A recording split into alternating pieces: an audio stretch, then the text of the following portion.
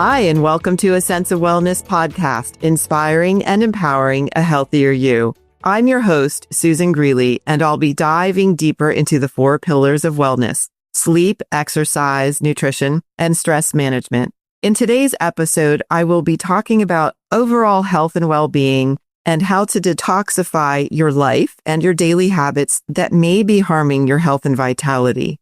I believe we're all aware that we live in a toxic world, and it's quite overwhelming to know where to start in our own lives when it comes to detoxing and eliminating harmful chemicals that we eat, breathe, and put on our bodies and more. My guest and I today will discuss how to defend yourself against everyday toxins and how to detoxify our lives. So my guest is Dr. Aly Cohen, whom I'm honored to have with me today. She is a board-certified rheumatologist and integrative medicine physician, as well as an environmental health expert. Dr. Cohen has her medical practice located in Princeton, New Jersey. She is also a highly regarded and sought-after speaker, writer, and legal consultant. She focuses on Western medicine combined with integrative approaches to a variety of health conditions in both children and adults. She is the co-author of the best-selling consumer guidebook, Non-Toxic: Guide to Living Healthy in a Chemical World. What I'm most excited to talk about is her new book, DETOXIFY: The Everyday Toxins Harming Your Immune System and How to Defend Against Them. So I'm thrilled to have you. Thank you for joining me today, Aly. It's great to see you. Oh, great. Well, it's so nice to be here. Thanks for inviting me on. I'm very excited. The world needs this book. We all need to take a closer look at our daily habits and eliminate things I think we're very, very unaware of. So in the introduction to Detoxify, this beautiful book that I have right here with my favorite color, yellow, you state that the goal is not perfection, but rather to be as healthy as possible without losing your mind, your money, or your sense of well-being. Correct. I love that, right? That is a really empowering statement. So I want to dive into what toxins are and how our toxic lifestyles are really contributing to a number of issues, including autoimmune illnesses. But first, please start with your personal story of how you got involved in this area of medicine. So, this is a very broad topic, and we'll get into some of the nuances and sort of why we ended up in this pickle. Here we are in 2025 with thousands of chemicals around us that have really not been tested for safety or toxicity. But I didn't know that back about 15 years ago when I was a young mom. I had a 2-year-old and a 6-month-old and a 4.5-year-old beautiful golden retriever who was our starter baby. And I was right out of, I just graduated from fellowship in rheumatology. And I was practicing, very busy, and my dog became sick and didn't think much of it as a golden retriever who's 4.5 years of age, who's getting into everything. I really just thought it was something that would pass. But he was diagnosed with autoimmune hepatitis, which is, of course, for your audience, as many know, is how the immune system turns against the liver, hepatitis. And this is such an unusual diagnosis, not just for dogs, but particularly this breed, which is golden retriever. And so with such heartbreak and just complete shock that this dog experienced this, I started to really get nervous. Here I have young babies. I just moved to the suburbs of New Jersey where there's lots of farmland. I was worried about his drinking water. I was worried about his dog food. I just couldn't figure out what might have triggered his immune system against himself. So I started to look into all these things. I started to think about what was on his skin, flea and tick chemicals, the red toy. I thought about, again, contamination in any of the things that he was experiencing. And the more I looked into those things for him and for pets in general, the more I uncovered a Pandora's box of information about how environment affects human beings, and actually more so, how there was such a lack of regulation at the get-go of all these chemicals being churned out and still are today in terms of lack of regulation, lack of testing. And it really just threw me off because I'd never learned any of this stuff in med school or residency or even my immune disease fellowship of rheumatology. So that's how I got my start. And it began a 15-year journey, believe it or not, because I was just so entrenched in Western medicine and whatever was thrown and taught to me at that time that I had to sort of unlearn to relearn and really explore all the medical research and to make sure that whatever I was about to teach or move forward on, I really got the right science behind it. Incredible story. And sometimes heartbreak does send us down the path that ultimately impacts so many lives in a very positive way. So it's a sweet and heartbreaking story. It is in your book, but made me cry, to be honest. So there's so many chemicals that we're exposed to every day, and I think many of us are not aware. Can you just explain what toxic chemicals are, why they're harmful very briefly? You already mentioned they're not regulated and tested. Just elaborate on that, please. What we're talking about with all these toxins. So I use the word toxins, even though actually traditionally and scientifically toxins really are from living creatures. So, snake venom. Toxics is actually the correct terminology, but that's not what the general public understands. But I do need to say that because some EPA scientists actually corrected me on that, and I had to reassure them. I knew what it was for sure. Anyway, the idea is that there are thousands, and I do mean this not to be dramatic, but there are now estimated over 95 to 100,000 chemicals that we see every day in our lives, whether it's in cosmetics, whether it's in personal care products, whether it's in the bug sprays we use around our house for ants and, wasps, whether it's pesticides on farmland, but also industrial chemicals that are used in our building materials, just pretty much every chemical that you can think of in everything that we use. The interesting thing is that, as I mentioned, they are not, in most cases, and I mean generally 99.9% of cases, not required to have any testing for safety or toxicity, especially, believe it or not, in vulnerable populations, such as pregnant women, young children who are still developing, teenagers who have certainly enormous change as well as hormone changes, and even into menopause. So there's these vulnerable windows, but none of that is taken into account. No testing is required by manufacturing. And that's really because the U.S. market has never required that since the very beginning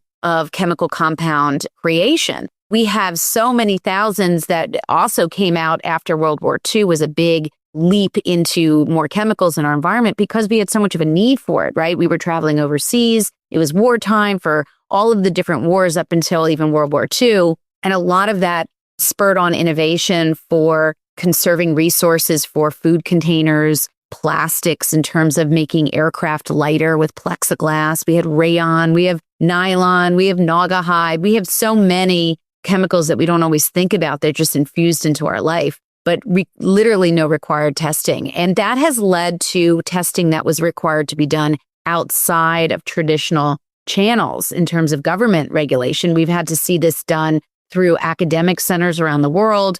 And certainly the people that I read about, they're really at university-based programs where they're getting NIH grants and looking into this with funding separate from manufacturing. And that's really unveiled a whole host of health-related issues with many of these chemicals. It started off with endocrine disruption in terms of the EDCs that many have heard about. I've written about with 2 books prior, along with Fred Vom Saal, who is a world-renowned leader in this area. And now I'm talking about the immune system effects in this new book and how it relates to rheumatology and autoimmune issues. It's really an epidemic and what we can do about it, of course. Exactly. That's what I say. We're identifying the problems that I think many consumers simply aren't thinking about, where we see this tremendous rise in autoimmune disorders. I don't know a single person out there who isn't aware of autoimmune disease at this point. And there has to be an explanation, why they're increasing. But what I really love about your book is that we're keeping it positive. It's empowering and it's actionable. And there are small daily changes that we can make that have a very big positive impact. So we're going to get to that. I still want to explain to listeners a little bit more about what you just identified as the IDCs versus EDCs. So immune and endocrine disruptors. I'd love to hear a little bit more about that because I think people truly don't understand it. They've gotten the whole plastic water bottle message, but can you please give us more information about those as well? So many of the chemicals that were first identified, actually the first, which was really the starting point for the whole discussion on how these work like hormones, many of these chemicals, was the study of bisphenol A or BPA. And BPA is commonly added to plastics. And originally, one of the key studies that really opened up researchers' eyes on this was, I won't be that specific, but the story was that a mouse study revealed that the results were really way off, and they traced the results being abnormal or sort of unexpected in such a big way to the watering bottle that was plastic that the mice were drinking from. And it really opened up this question, how do these chemicals work? Is it really traditional toxicology where its dose makes the poison and it's very linearly related to how much dose and how much clinical outcome or physiologic change you'll see? Or was there another mechanism going on here? And it turned out more they studied and more they replicated these studies, certainly around BPA, which was one of the most important one that kicked this off, was that it had the ability, bisphenol A, to work like a hormone where at very, very low doses, such as parts per million, parts per trillion, and parts per billion, believe it or not, had some of the same physiologic effects as some of the higher dose exposures. The stuff that people had already tested, no one had gone below sort of the low levels to see whether or not they had effects too, because it wasn't even of a concern in terms of the toxicology paradigm. So what they saw is that it had a non-monotonic dose response curve, which is how hormones work. We've conserved energy anthropologically with how our hormones work over millions of years. That's what evolution means, kind of to keep going. And actually, that's how our hormones work, by communicating with receptors, up-leveling them, lowering them, crosstalk in terms of hormone function for insulin and thyroid and hormone-dependent organ growth and cancer prevention. All of that is because of the way these chemicals work, similarly to hormones at very, very low doses, the kind of exposures you see on an everyday basis. And so that's the connection between how many of these chemicals were identified as endocrine disrupting chemicals. They have various different mechanisms, which is why I like how they were coined disruptors instead of anything more specific. I thought that was brilliant. And now, since that time, the focus now has been less for me on the endocrine framework, but more on the immune system framework, because we now have so much information how BPA works to affect the immune system, how the phthalates can reduce the ability to build antibodies to vaccines, how you can have a variety of cancers that are certainly immune system related, or else we wouldn't have immune system therapies. And so also understanding there's always crosstalk between these two systems. It's not like the endocrine system and the immune system work so siloed. In fact, every immune system cell in the body has estrogen receptors, among other receptors. So we know that they're intricately tied together. This was sort of my chance to show clinically how to backtrack to exposures and why we're seeing this uptick in terms of these conditions and how it relates to actually our exposures and blood level, urine level, breast milk level, and that kind of thing. Really thinking about those at every age, maternal and infant health, all the way through life. The endocrine system, to me, Aly, is the most complex in the body. All those chemical messengers that are running around in our bodies all the time. It's kind of like, think of it as the communication system. And we so rely on our phones these days, right? And when there are disruptions, things don't go well. Right. Either they get stopped or stymied, or there's actually synergistic effects of that potentially from a lot of different chemicals happening at once, right? We're really a mixture of lots of stuff between our diet and our drinking water, but we have medications that we take, and then we have chemicals we're exposed to. So we're really kind of a soup. And what we now know individually between all of the characteristics of the chemicals that we're seeing, as much as we can identify, we're also kind of lopping them together because, in fact, the body doesn't necessarily know the difference of how to excrete necessarily one versus another in any more efficient way. So what I chat about, what I talk about and share in the book and share on social media is, look, you're already toxic. You're already loaded with chemicals. You don't have to do $1 million in testing. I've already been down that road with patients myself and otherwise. Let's put our money towards solutions. And that way we can remove a lot of chemicals at once, and you don't have to be a toxicologist to know that. I love that. And that takes me to the very actionable part of what you've put together so nicely in your book. It truly is an amazing work that's going to help a lot of people in a doable daily way. So you identify 4 A's of environmental health. We'll start with that. And then we're going to go into your 21-day action plan and just, to give listeners an idea of what is in the book and how do they start, what can we do? So what are the 4 A's of environmental health management? Okay, so the 4 A's was designed because I teach a lot of high school, college, even middle school, believe it or not, and other doctors. Believe it or not, it's the same material. It's just the level of science. And so the 4 A's really starts off with A as assess. I always say you can't really fix a problem unless you understand the full scope as much as you can. I have a 50-question survey where you would start off this process by saying, hey, what am I exposed to? What are some of my behaviors, some of my activities that might contribute to some of these chemicals getting into my body?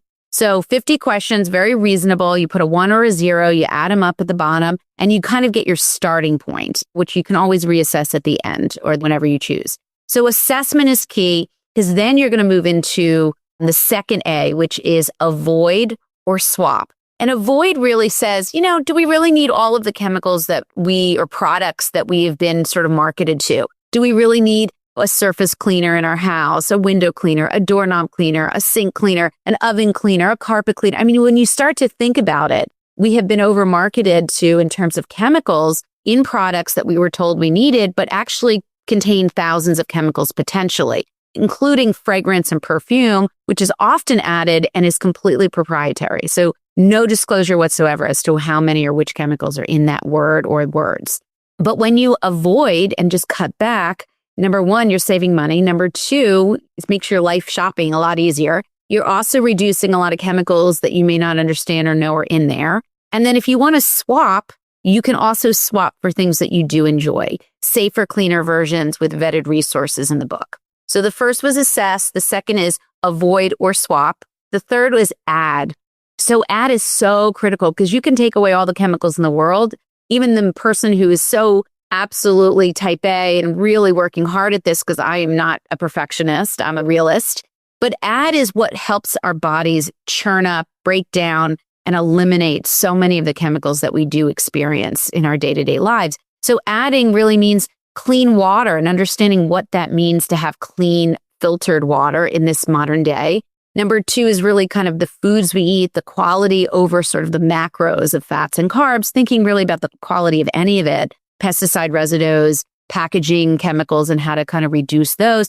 But also anthropologic stuff like sweating, exercise, lymphatic drainage, and just moving your body, getting enough sleep, both quality and quantity, to help the lymphatic system remove a lot of these chemicals as well, which we have the science on. And adding certain cruciferous vegetables and certain food groups that are so good at helping the liver churn up stage 2 conjugation, break down and eliminate chemicals, along with supplements that I call human fertilizer that I believe, based on our nutritional components of modern day living, we're really missing, that really support the human body at the cellular and organ level. So the add is such a huge chunk in order to bolster what we need to bring about healthier bodies, reduce inflammation, reduce headaches and soft stuff like fatigue. Those are things that are affected. The last A is allow. And I think that having done this for a while, I've picked up the cues. I understand sort of the coaching and techniques that you really want to have an allow, even for myself, because life is fluid. You want to have those moments of birthday cake and eating wonderful colored icing, or traveling, or if you have water bottles that are plastic. You're looking at me right now through Zoom and I have colored hair, right? So I bleach my hair and I'm a happy blonde that's not real. But the idea is that things like soccer turf and understanding that your kids want to play soccer, even if there's crazy petroleum-based tire crumb. Life is about fluidity, access, motivation, and all these other factors. So allow plays a really key role, I think, psychologically in doing the best you can and not having any regret or shame and just having a journey for yourself. Aly, thank you for that. I think that's the most important A. It is what we all need to hear, to allow ourselves to have a little more compassion towards ourselves and not judge ourselves when we do dye our hair and, and eat something that we know isn't the healthiest. So thank you for that, because there's enough stress out there. And that's what this podcast is all about. We don't need to judge ourselves, right? We need to support ourselves and one another and make the best decisions we can day to day and in that moment. And sometimes it's better than the day before, and maybe some days it's not. So thank you for the allow part. My favorite part is also add. That's what I do, helping people recognize, like, you don't have to constantly think about removing and what not to eat. You need to focus on getting in enough of the good stuff, right? And you do have those swaps in there. Those are very helpful. By the way, I have to tell you, you're already in my head when I'm out shopping and I was looking for some cleaning dishwasher, laundry detergent, and then bathroom cleaners. It's funny. And I also have a combination of essential oils and simple things, household items like vinegar, very natural substances go a long way. So thank you for including all of that in the book. I just wanted to say that because that's what we need. And it's very helpful to approach it in a way that's less stressful. In fact, I love that listening to you, you're helping people save money. And that's a real thing nowadays too. That also decreases our stress level. If I can buy vinegar instead of 10 different household products that are just loaded with chemicals anyway. So you have also the anti-chemical dietary pyramid. Explain what you put in that, because it isn't just about a food pyramid. You've already touched on that with some of the lifestyle factors, but can you go through it a little bit more specifically? Oh, yeah, absolutely. And it's actually one of my favorite things that I worked on for a long time. Kind of aside from the writing and the words, I really wanted to see what a visual would really help me with. The thing about the dietary pyramid, and I'm a mentee of Dr. Andrew Weil, who has the anti-inflammatory pyramid, and I love his work. It's really based on a lot of the Mediterranean diet themes. And then, of course, Pegan Diet, Dr. Mark Hyman. So I was kind of looking at all of these pyramids that were out there that I loved and kind of was working through. But I really thought it was missing a whole chunk of information based on what we now know on the science. And so at the bottom of the pyramid, I really wanted to have at the very base, the most important stuff is detoxification. It's the exercise, it's the sleep, it's understanding what quality foods to eat, it's movement, it's social, it's sweating, those kind of things. Then above that in the pyramid, I really wanted to talk about something that no one thinks about, which is food packaging and how that contributes to the food quality that we're eating. So you could have really clean stuff in terms of fruits and vegetables. Perhaps it's in a container that's been sitting in the hot sun with plastics, or maybe it's in canned foods and maybe you can swap that for glass container or more fresh foods, because BPA is in canned foods, even if it's organic foods and drinks. So the BPA we want to avoid, it's just separate from the food itself in terms of any oversight or any regulation, completely separate topic, to be honest. But I wanted people to think about that in terms of their food pyramid. The next above that was water, drinking water, because no one talks about drinking water quality. And I find that astounding when you go into, say, a Barnes & Noble and there's not really any information on water. And not many people think it's a sexy topic, but it's such a big contributor to human health conditions, given what we know is in modern day water systems, that I thought that really need to be part of the food pyramid. And that really constitutes the bottom pieces that I've added. The rest is a lot similar to anti-inflammatory diet. And I also had organic as an emphasis. USDA organic certification is really critical if you have access to that type of food. And frozen organics are cheaper. They're available at all the big stores across the country. The problem is that you don't have to have always organic, but you want to be thinking about it if it's available. And certainly if it's in season, it's much cheaper for sure. I love it. I think you absolutely hit the mark with your pyramid. Look, I've been teaching nutrition education for so long, and you encompassed all of those other components, the food packaging. I think it needs to be used in schools nationwide and globally, quite honestly. Girl, your lips to everyone's ears, because this has always been my MO. I mean, my TED Talk was based on data from high school at pilot projects I did. I mean, I have always felt that getting to kids younger in middle school and high school and just kind of preparing them for the topic of body agency and what they put in on and around their bodies, I think that's really a critical time where they're listening and they're interested. And I have 2 teenagers and I know that they are interested. They don't always listen. They don't always do it, but they're building a repertoire of conscientiousness around how their bodies walk through this world. And I think that's going to be sort of a lot of what I do next in terms of my next chapter of work. I love that. Fully support it. My youngest is still in middle school, and that's that prime age, key age. He was with me at the grocery store. You'll appreciate this. And he wanted to buy those plug-in air scents. And I said, absolutely not. And explained it to him. Then he got it. And then, because when you say that this is full of chemicals that are harmful, not that it's bad necessarily, to put a little fear in them sometimes in the right way. Yeah, it's a balance. I mean, I think it's in how I post on the Smart Human, which is my platform, the Smart Human. I've been doing this so long, I can see what resonates and what causes too much fear, where people shut down.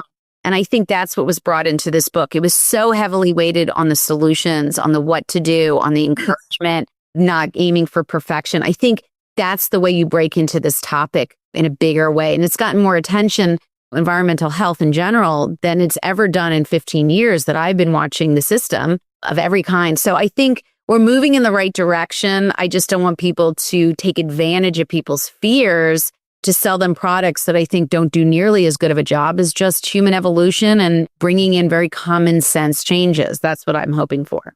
Exactly. Take a step back from all of it, and then it helps people recognize the basics really probably are the best in most situations. For sure. Right? And keeping it simple. I'm not a biohacker. I don't claim to be not at that level. I know there's a whole bunch of people into that world, which is great.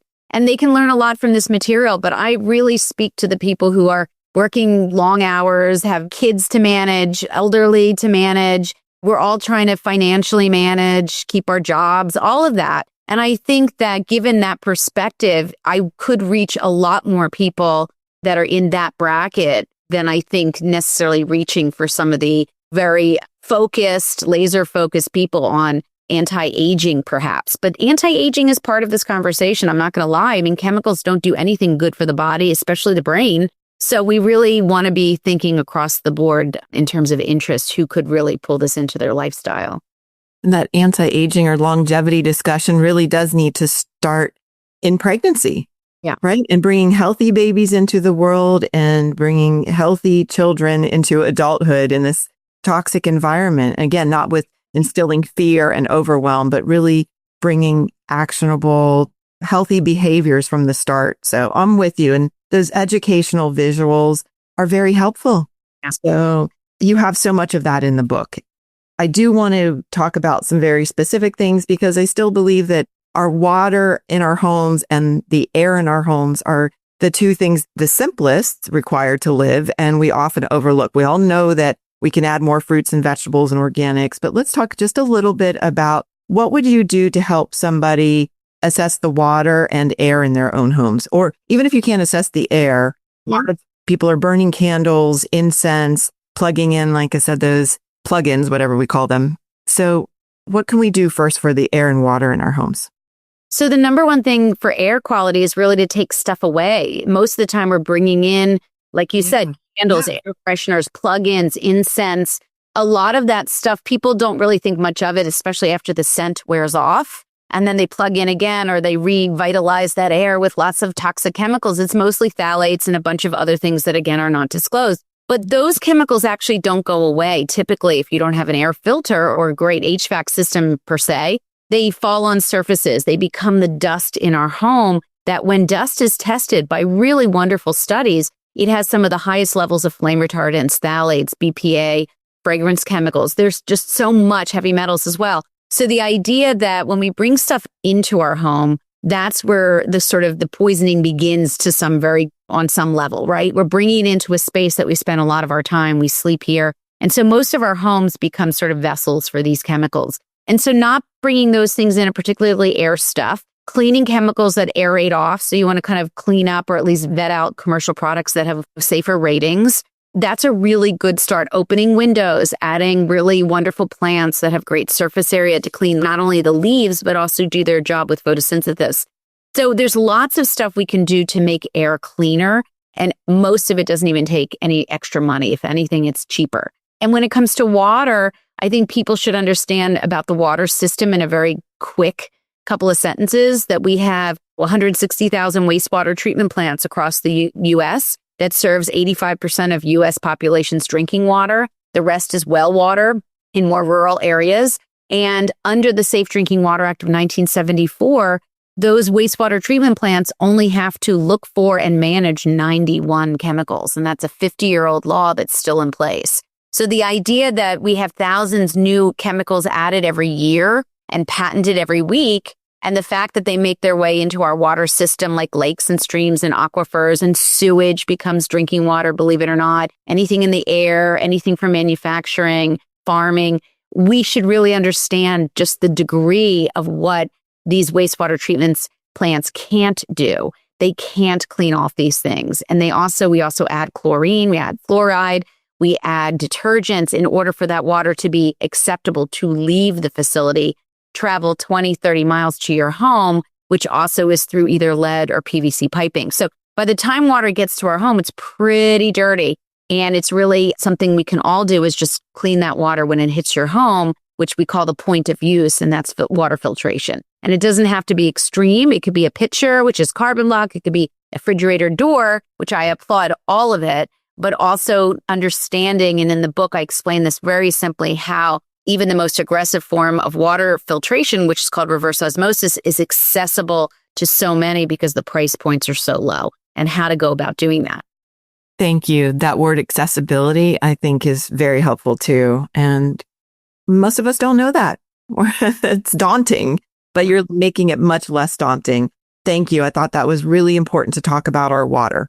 And you also recommend drinking how many glasses a day, right? And so if people just simply follow, oh, I need to drink more water, but it is contaminated water. Yeah. So yeah, it seems silly, but it took a lot of years to actually even wake up and see that because we're so entrenched in our behaviors.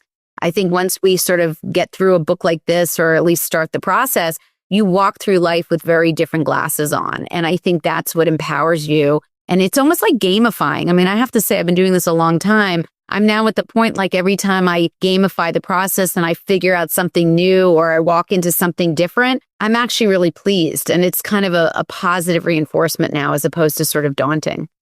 Right, right. Well, I love in the book how you bring up the different categories.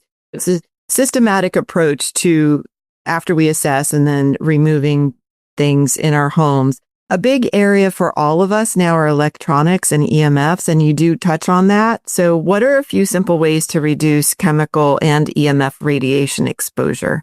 Yeah. So from an EMF perspective, I wrote a lot more about this in my second book, Non-Toxic, because I felt like that was a good area to do that. This book, I did talk about it with the highest yield information so that I really wouldn't make people more crazed than they might be. But the idea is that radiation, basically what all of our tech toys technically use, what's called Wi-Fi or microwave radiation or electromagnetic frequency EMF.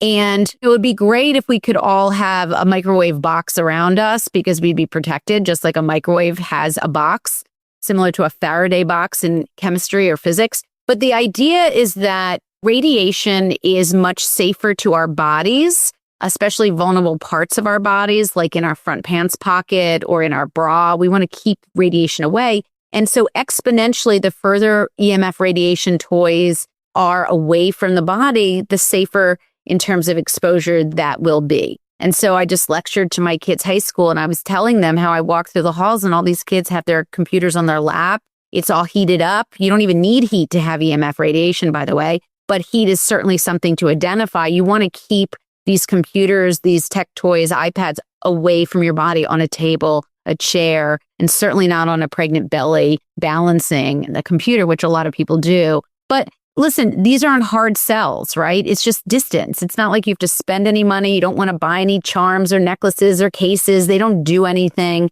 The phone will just work much harder to connect with the cell phone tower. And so it almost raises the EMF exposure. So you really want to just do simple things like airplane mode at night, keeping it away from your head. Alarm systems, by the way, at least on my phone, go off even if you're on airplane mode. So you can even try it out. So there are lots of bells and whistles that I'd like to share that are not going to scare people, but just really make people more thoughtful again about environmental health, just like noise pollution, light pollution, stress, food, water. This is just another component of how we walk through life. Exactly. And creating that awareness. I think once people are aware and can make simple daily changes, the knowing and then doing, and that's what it's all about. Thank you. So I encourage all listeners truly to check out your book. You have that 21-day plan identified. I don't want to give it all away. We could keep talking literally for hours and days, honestly. The main thing is it's summarized so nicely and you're continuing to work on this. I do want to ask you about the smarthuman.com. That is well, you tell us what is. Well, I started the smarthuman.com and on Facebook about 12 years ago. Again, as I was moving through this information, I just thought, how am I going to get this out to people? How am I going to just keep on sharing it? In fact, even med schools didn't want the curriculum I was creating at the time because they felt that it wasn't necessary and that they didn't have room for it. So it was out of a real desire just to educate the public. So I started the smarthuman.com. I have courses on there now. Actually, if people want to take a small mini course on heavy metals, or I think I have an integrative rheumatology course up. If not, it will be up there, or pesticides, drinking water, how to detoxify is a course. But the idea was that I wanted to have as many platforms that I could share really reasonable information. I've never sold products. I've never had endorsements. I've never wanted to taint the work in academics, which has led me to a place where I'm teaching in multiple places and writing the curriculum in environmental health for 3 physician programs because I've tried to stay so kind of clean from bias. Doesn't mean I get it right all the time. It doesn't mean I'm not evolving, trust me, but it means that I feel like I am very comfortable with what I'm sharing and don't have to be worried about any of the conflicts I think can arise. So that's my platform, The Smart Human, TikTok, Twitter, Instagram, Facebook. LinkedIn is my name and my practice. I'm in Princeton, New Jersey. So if people want to see me, I'm still practicing. I love my patients. I love my practice. So you can always come see me or do a telemedicine visit. I love that. I know you're quote unquote down the road from me here in New Jersey. Actually, just told a client about you. So we'll see. I love the work that you're doing. And I wanted to point listeners to that as well, just to become more knowledgeable about environmental health. It's so, so important. Okay, so this is wonderful. I know we've been talking for a while. I have at least one other question for you, Aly, because I'm truly grateful and honored to have you with me today. The one question I ask all of my guests is, what is one thing you are grateful for today? Wow. What am I grateful for today? I'm grateful right now because I have 2 kids thriving. I have 2 parents that are alive and well-ish. And I'm grateful that I have reached a point with my work where I can kind of sit back and finally say that I think I'm reaching people. And it's taken a long time to not have my material in this work and other people's work that I share fall on deaf ears. And that has really inspired me to keep moving. So yeah, I think I'm pretty much grateful at this very moment for having some things in line. That makes me feel good. Thank you. And this podcast is all about inspiring and empowering people. And you just completely, like I said, hit the mark. Already a big fan of this book, and I will continue to share it with people. So thank you for being with me today. Continue to do the work you do, and all these, small changes make a big difference. For sure. When you know better, you do better. That's the way I can put it. So hopefully people will take it in stride and have their own journey, whatever that may be. Excellent. Well, thank you, and I hope to have you back. Me too. Thank you so much, Susan, for having me and for inviting me into your village. I appreciate that. Thank you for taking time to join me and listen to this episode. You can find more information and subscribe to the Sense of Wellness podcast on our website at ccphp.net/sens. This show is brought to you by Castle Connolly Private Health Partners, a concierge medicine organization that partners with and supports exceptional physicians to deliver an unrivaled experience of comprehensive, collaborative, and attentive care for a preventative approach on health and optimal well-being for members. Be sure to listen in next time to the Sense of Wellness podcast, and remember, simple daily habits matter most.